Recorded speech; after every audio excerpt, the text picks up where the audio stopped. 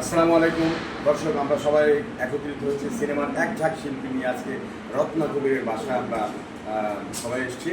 এখানে আমরা কাজ করব। আর এই চ্যানেলটার নাম এখনও পরিপূর্ণ ঠিক করা হয়নি, যেহেতু রত্না কবির পর্যন্ত আছে। এটা এন্টারটেন হবে বা এন্টারটেনমেন্ট হবে, আপনাদেরকে জানিয়ে দেওয়া হবে। আর আপনারা বেশি বেশি করে দেখবেন এবং লাইক, ফলো, কমেন্ট সেগুলো করবেন। ইনশাল্লাহ আশা করি যে সিনেমার সমস্ত আর্টিস্টকে দিয়ে এখানে কাজ করানো হবে।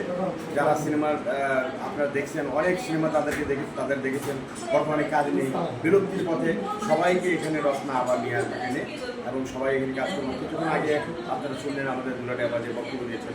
এই দুলারি আপা একটু প্যান করেন দিকে। এই দুলারি আপাকে দেখেন আপনারা, যখন সিনেমার পর্দা দেখতেন তখন মনে করেন যে উনি শাশুড়ি থাকতো, দরজার শাশুড়ি, ভয়ে থরথর করে কাঁপতো। মানে দর্শক কি, মানে পর্দাটাই কাঁপতো থরথর করে। রূপালী পর্দা, এত বড় পর্দা, সেই পর্দার এইভাবে কাঁপতো। মানুষের হইহুল্লোড়, তালি, শীষ। সেই দুলারি আপা আজকে এখানে বসে আসেন।